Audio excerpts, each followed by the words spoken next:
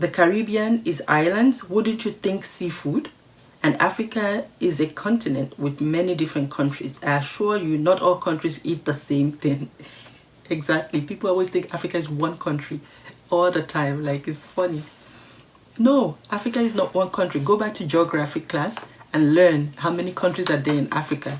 So stop asking me, oh, are you from Africa? Do you know Miriam Makeba? Psst. Yeah, right. I don't.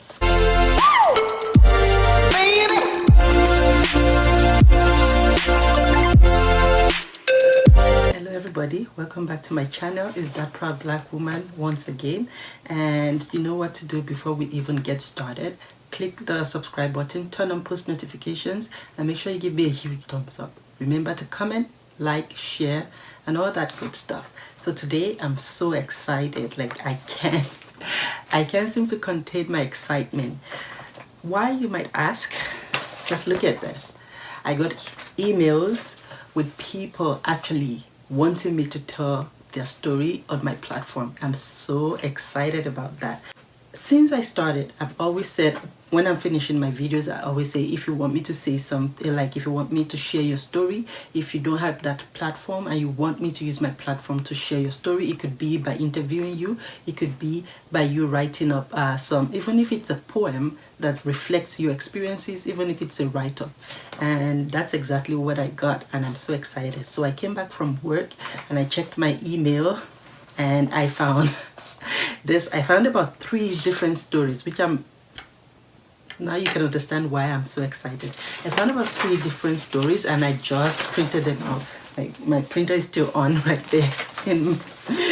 So I'm so excited to share it. I haven't read it. I just printed it first and first so that you can get my honest reaction as I read it. So I want you to come along with me. I'm not going to be saying names.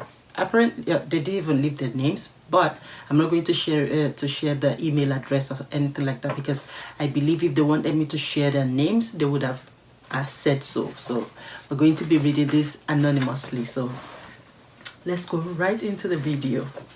So this one says, my experience as a black girl born, raised in Scarborough, Ontario. So for those of you that don't know Scarborough, Ontario, this is in Canada.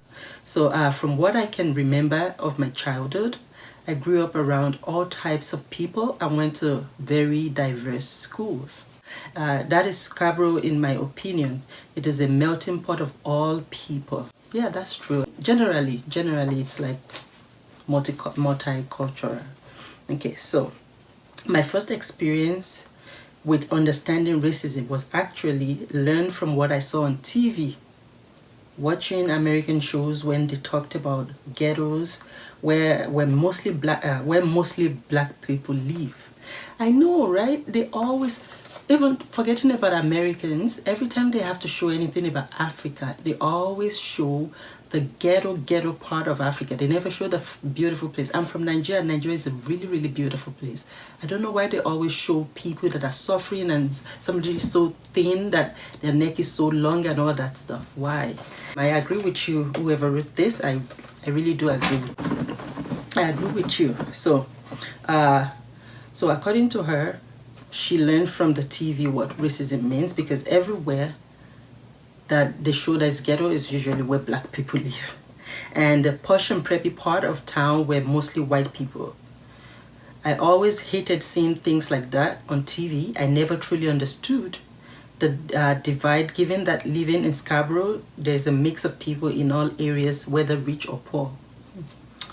In school, I always had good grades, so the teachers always liked me.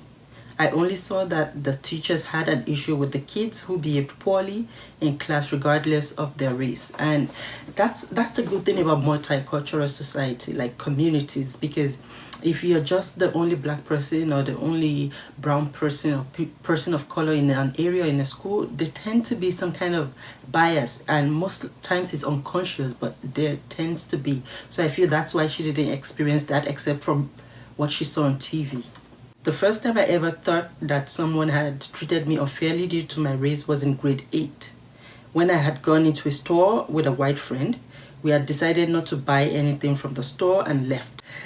Right as we exited, my friend started running because she had seen some of our friends. I started running too.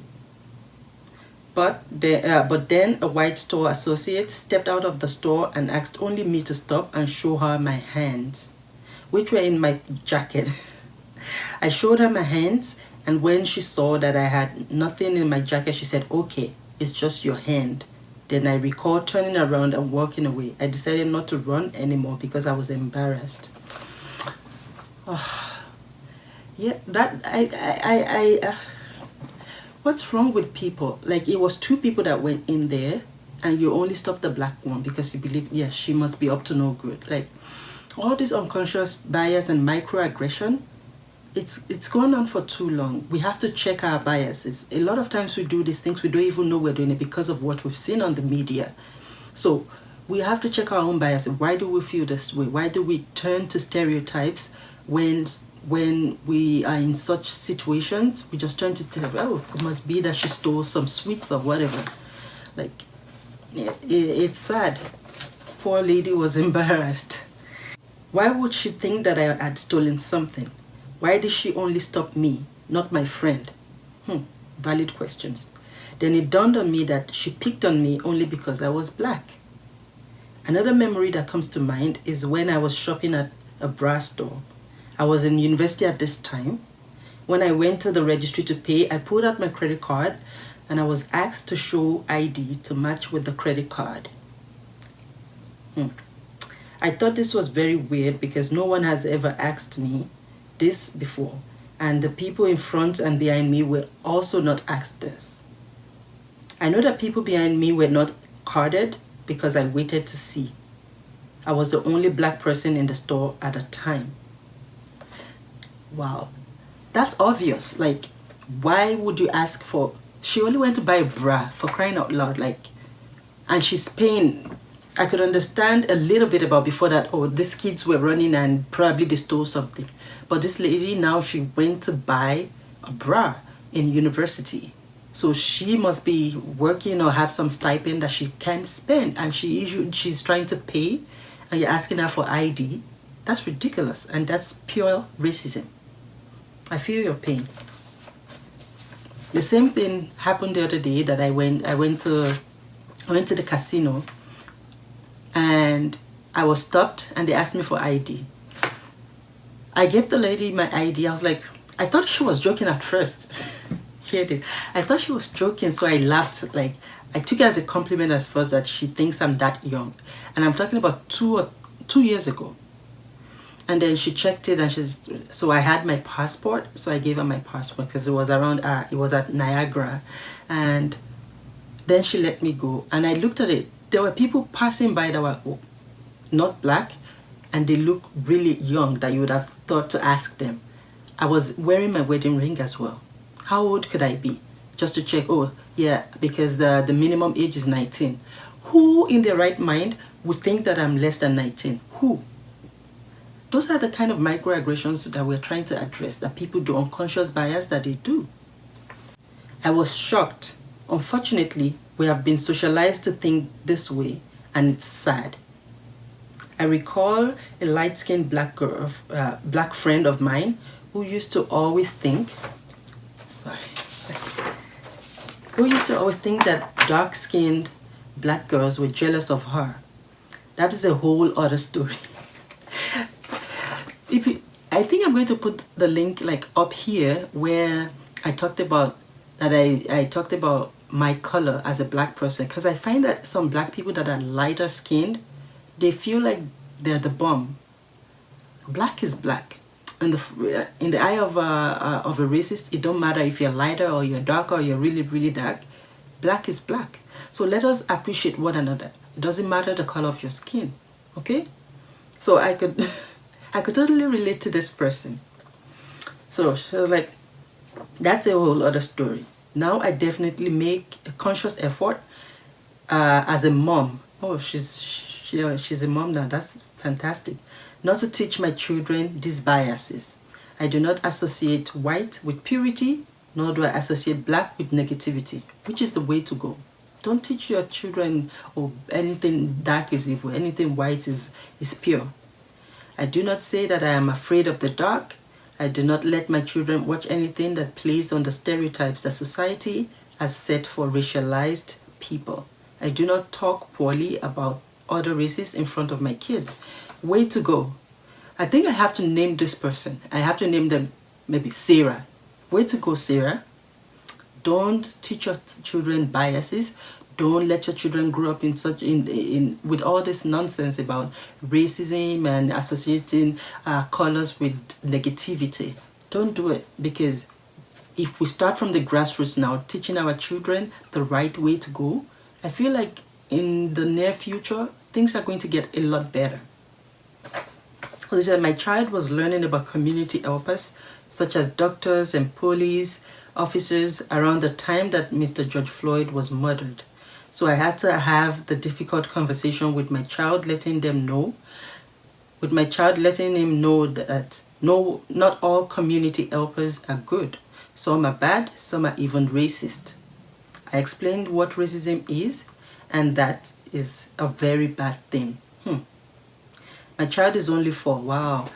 You see what they have reduced us into, like explain 4-year-old child should still be playing in splash pads and stuff, but now we have to like imbibe that knowledge in them right from a very young age so that they know these things. 4 years old. I was thinking the child was like 10 or something. So my child is only 4, but understands. They know that they do not need to like everyone, but their reason for not liking someone should never be because of that person's race. I agree with you, Sarah. I'm definitely sure that I have experienced other racially charged incidents, but what I have shared is what is top of mind at the moment. Thank you so much. As I said, her name is not really Sarah. I just gave her Sarah because I feel like we should put a name to so it doesn't just look like I'm just reading something out. So thank you so much, Sarah, for reaching out to me, and I'm so happy that I'm able to share your story, your experience. And please, if you have more, reach out to me. Let me share your story. But I admire what you're doing. I admire the fact that you're already training your kids as little as 4 years old. That is commendable. I admire that fact, and I feel like you're on the right path, and I feel like you're putting your kids on the right path. Keep doing what you're doing. You're doing great. Don't let whatever people say bring you down. Don't let anybody say that you're not good enough because of the color of your skin. Okay? Kudos on what you're doing. Kudos of even reaching out to me. Thank you so much. So I'm going to read the second one. As I said, I have 3 stories here, and I'm going right from the bed. I'm going to give this person a name. I think I'm going to give this person like a Nigerian name. Yeah, it's obvious because I'm Nigerian. I'm going to give the person, let's see. I'll give the person Tosin. I know. I'll give the person Tosin. So, Tosin's letter says, my experience as a Black woman working in corporate Canada. I feel like all my friends are coming from Canada. Come on, Nigerians, do your girl proud. America, do your girl proud. But I'm still grateful that at least people are reaching out, and I feel blessed to be able to use my platform to share other people's story. So if you have your story, let me share it for you. If you want me to interview you, there's Zoom, there's Skype. I can interview you on Skype and record and then play it back. Whatever you want, just reach out, okay? Let's have this voice, this little platform that we have. Let's use it to do good. Let's use it to sensitize people, okay? So as I've said, I gave this person already Tosin, and she the title of her story is My Experience as a Black Woman Working in Corporate Canada. Corporate Canada is not blatantly or explicitly racist. Yeah, I could understand that. It is extremely subliminal, and if you do not do your research, you may never know what is going on behind your back. And that's why it's called institutional bias. If you don't know it, you don't know it. If you don't know it, you don't know it. You wouldn't even smell it, and it's happening like right under your nose. If you work hard, you can definitely move up the ladder in corporate Canada, but in my opinion, this ladder is extremely steep for Black Canadians. You tell me. Tell me something I don't know. I worked for a leadership development company for 7 years, and I've seen people come in at a lower rank than I, yet they made more money than me, and move on to be above in rank even though their work could never compare to mine. During my performance and merit reviews, I would bring this up and would be given a pay increase, sometimes very substantial. And HR would say, oh, your pay should now be in line with the market. So you know that it wasn't in line with the market before. Wow. HR, this is crazy. Which means they knew that they were not fairly paying me in comparison to others in and outside of the company. Nepotism was rampant in this company, so it was bound to be a white-centric company because most of the higher-ups were white and they brought in their white relatives. Unfortunately, if you are not racialized, chances are that you have not experienced racism, and you may not understand or see it even when it is glaring to others. And that's the truth.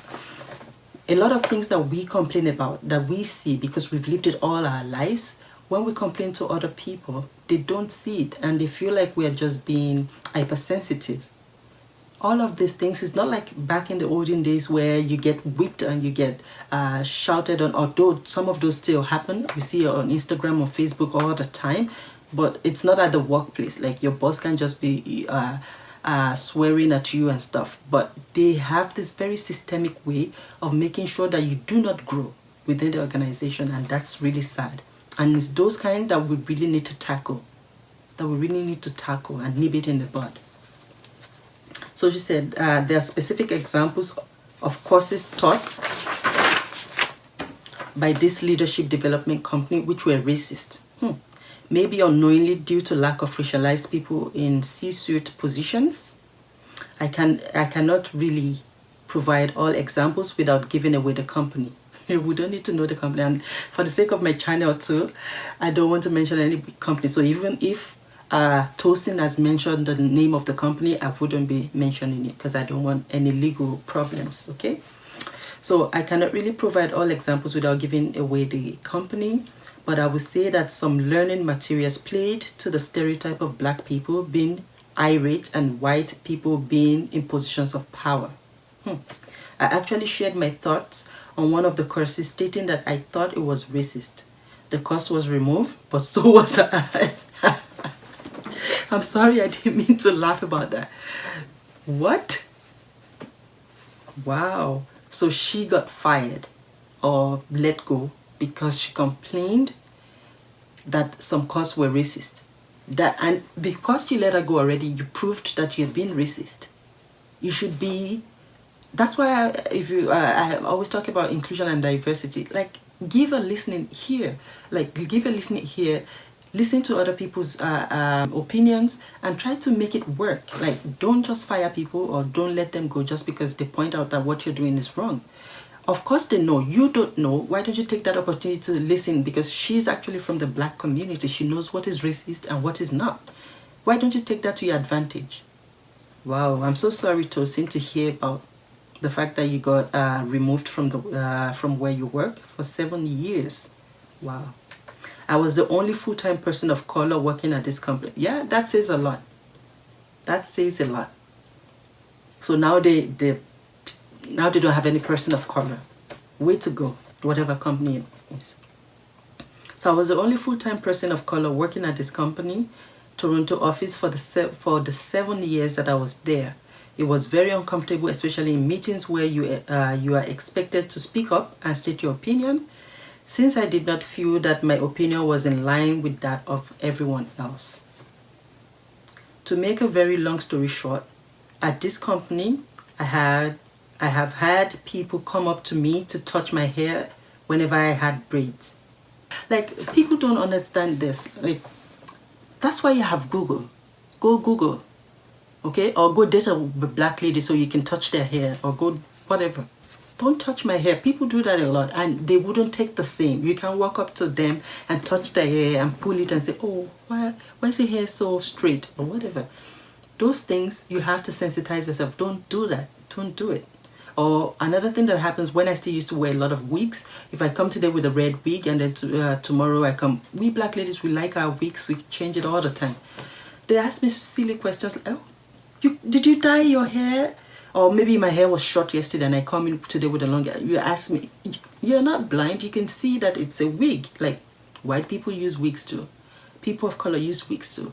People from other races, white, red, whatever race color that they are raised nowadays, they use wigs. So stop doing that, people. Don't be touching people's hair without permission or whatever. I have overheard and have been told of people talking about my hairstyles, which if you know me, then you know that I am extremely simple. I've been asked why my people, African and Caribbean, are mostly eat mostly chicken, which we do not. Don't go through stereotypes through people's food. Like, I got that a lot when I was in Ireland. If I'm sitting down and eating, I would purposely go sit by myself so that I can eat in peace. But these ladies would come say, oh, come join us. And then they keep talking. They won't let me enjoy my food. Oh, that must be spicy. Oh, that must be this. Oh, that must be that. Just shut up. I never ask you what's in your bowl, so shut up. When I'm eating jollof rice, if you're Nigerian or if you're African, you know what jollof rice is. It's tomato. You put tomato in it to make it have that red color. And they'll be like, oh, it must be really, really hot. I'll be like, yes. Whatever they say, I will say, yes, yes, yes, yes. Like, seriously. Stop asking me what's in my food. So I assure you, he said, so I guess Tosin is both African and Caribbean descent. So maybe the Tosin name that I gave her doesn't fit after all. But we'll stick with it because we started with it. So Tosin, if you're Caribbean, you're still Tosin to me. So she said, they've asked, why do your people eat mostly chicken, which they do not? What would make this person think that? The Caribbean is islands, wouldn't you think seafood? And Africa is a continent with many different countries. I assure you, not all countries eat the same thing. Exactly. People always think Africa is one country all the time. Like, it's funny.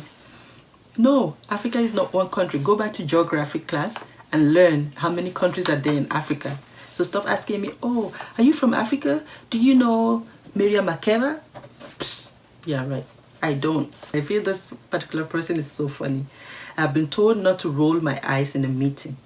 This really shocked me, as I would never do that in a corporate setting. But I guess this person thought I could do this because it is a black girl thing to do. That's also a stereotype. People just think we roll our eyes. Fine, we do. But that doesn't mean that you should just cook it up in your head and say, yeah, because you believe that other people will actually believe that we did it and get us in trouble for what we didn't do. Stop working on stereotypes, people. Let's just all be cordial. Let's all be civil at work. Okay, I am glad that I am no longer with this company. Go Tosin. I'm all rooting for you right here. And I believe you're going to get something better. If you haven't yet, though, if you haven't, you're going to get something better. And I hope that it's going to be something that will kick the butt of the other one that you had. So, but I truly wish I would have had the guts to share with them my thoughts, because it would have helped me grow. It would have helped them to grow, learn, and accept all people, being sensitive to their differences. I will definitely speak up from now on, and I truly appreciate that proud black woman. Yay, that's me. I really appreciate that proud black woman for giving me the confidence to do this. I'm so happy that I gave you the confidence to do this. And I don't know, I'm just this little lady sitting in her home office just ranting on, and I'm so happy that you're watching my videos and you feel like it has an impact on you. So please keep reaching out. Keep reaching out. Every once in a while, if I get 2 to 3 letters, I would just do a video on them and read it out and share it with the world, so that people can learn from these experiences. You never know who this would speak to. You never know who is actually going through that situation. My advice would be, like, I've learned not to ever stay quiet. I stood quiet for a long time just because I would say I was kissing people's butt because I don't want to lose my job. But at the end of the day, you lose it anyway. Like this lady, according to her, she worked with these people for 7 years. And just one time that she decided to speak up, she got removed. So don't keep your mouth shut. Don't kiss anybody's butt because you want to keep your job. Because at the end of the day, they don't want you there anyway, so they're still going to kick your butt out of the place.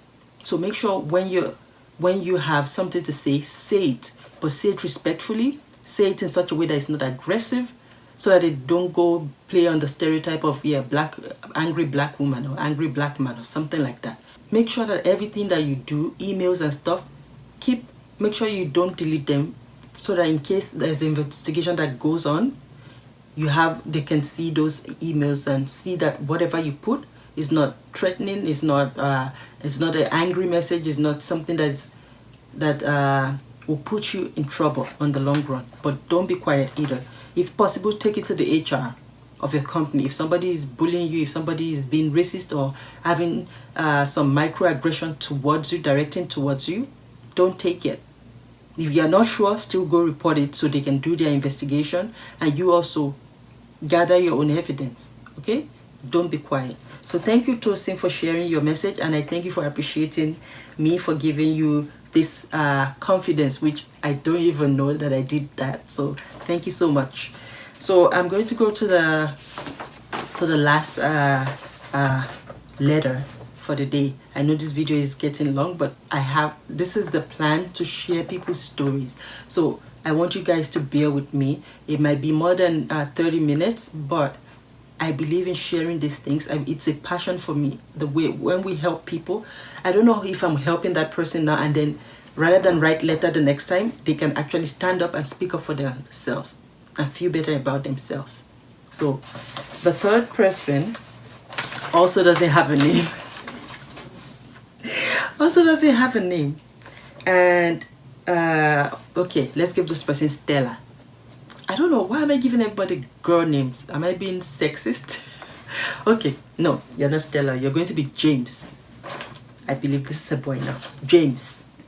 So this person, the title says, my family member's experience in point form. Point blank period. This person doesn't have time. James doesn't have time. He just wants to say it. So apparently it's not their direct experience, but it's like a family member's experience. So yeah, that's cool too. Share any experience you can, because you don't know who is going to help. So my family member's experience in point form. In the 70s and in the 80s, oh, this person must be old. Like, I'm happy that older people are actually watching this. I would have thought it was like younger generation. That's cool. That's really cool. I'm kind of elated. Okay. In the 70s and the 80s, my father, who is now a well-respected chartered accountant, could never get a job with accounting firms. He was even told that he would not get the job because he was black. I could understand that in the 70s they were still really, really, really blind, and they were like, I feel like back then they were more out with the racism, unlike now that there's so much laws out there, there's so much international declarations and stuff, and they've gone underground, but they're still doing exactly the same thing that they were doing before. So I could understand them actually being so bold about it back in the 70s. My father gave up looking for a job and started his own firm. Way to go, more grease to your elbow. Like, black people business, please, if you can't find a job, make one for yourself. That's my plan now. I want to find something to do for myself. If people are not giving me their job, well, it's your loss, not mine. I wouldn't cry about it. It's your loss, not mine. And I'll take all those expertise, all those skills that I have, and create my own company. And then I can, in turn, feed other people.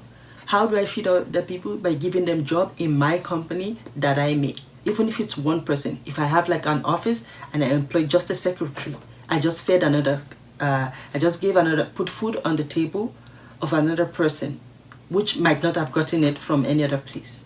So creating jobs by creating your own company, the best way to go. And I haven't I haven't read this, but I feel like it's going to end really good. So James, way to go. So he said, my father gave up looking for a job and started his own firm, and now even consults for some of the companies that once rejected. I told you this was going to be good. Wow, James, good job. My husband works, oh, okay. Yeah, I just shot myself in the foot. The ones that I decided to give this person a boy's name, the person has a husband. So yeah, it's a girl. So we're going to change the name from James to we'll go back to Stella. Stella. So my husband works for a food and beverage company as the office manager. He has been told twice jokingly by one of his subordinates to repeat himself because he is African and no one understands the African accent. By the way, I'm going to leave the link to the challenge that I just did. I had an accent challenge with some of my colleagues and we represented 6 countries. Like, it was fun. So go watch it. I'm going to leave the link right here. Go watch it and enjoy. African accent, Caribbean accent, any kind of accent is cool to me. I don't care. It's cool. Wherever you're from, when you go to another country, you would have an accent. Even the English speakers, when they come here to Canada, they have an accent. Canadians, if they go to the US, they have an accent. So everybody has an accent. So don't laugh at people. Don't, like, it's ridiculous. Stop doing that. Stop doing that. So even though this was said jokingly, it is unacceptable. HR overheard one time and simply told the person not to speak like that. Good job, HR. I like when people see things and they speak out. You're an ally when you do that. Don't say, well, it wasn't me. It doesn't concern me. It does. If you don't speak out on when you see something wrong being done, you're an accomplice. In my books, you're an accomplice. You're aiding and abetting as well. This same person also once, when asked to throw some food away, said to my husband, "Do you throw food away in Africa? Aren't your people starving?"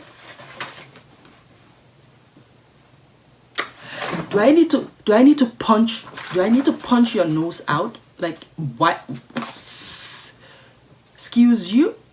Why would you tell me that? Like, I don't take that nonsense. I don't care if you're joking. I would go straight to HR. Like, don't tell me that. What do you mean is my people starving, we're throwing food away? Don't tell me that. And according to this letter, the husband is the manager.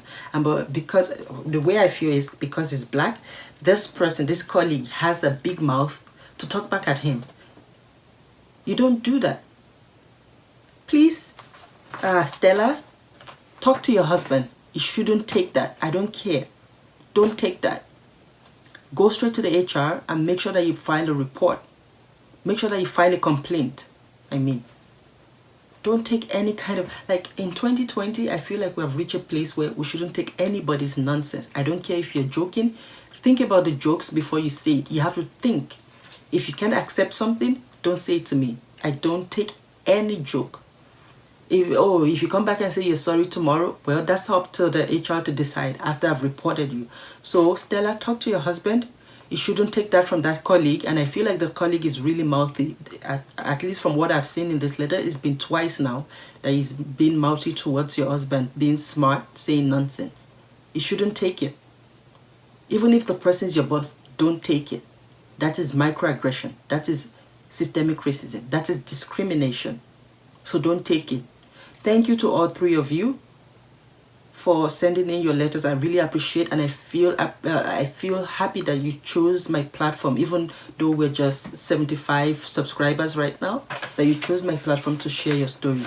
Anybody else that has stories to share and they want me to interview them, or they want any kind, whatever, even a collaboration, I'm up for that.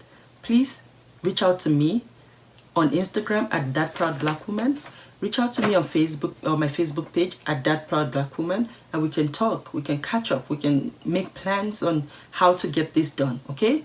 Remember, like, subscribe, share with family, friends, comment, and also give me ideas of what you want me to talk about. If you want me to share your story, email me, message me, DM me. Okay? I love you all. And make sure you stay safe during this pandemic. I know it's been so boring, especially those of us that have kids. Even I feel pity for those children because they've been at home for 5 months now. But make sure you walk, stay hydrated, make sure that you, if possible, like, Just binge watch TV. Watch something on Netflix all night long on a Friday night, okay? And now some restaurants are beginning to open up. As you can see my accent challenge. We went out. It was patio. We had fun. You can do one of those. Have lunch, have brunch, have whatever. Keep your mental health sound. And don't let anybody take advantage of you. Don't let anybody talk down to you. And don't take anybody's nonsense, okay? At the same time, don't be violent. Don't be rude. And explain things to people, okay? I love you. See you in my next video. Bye.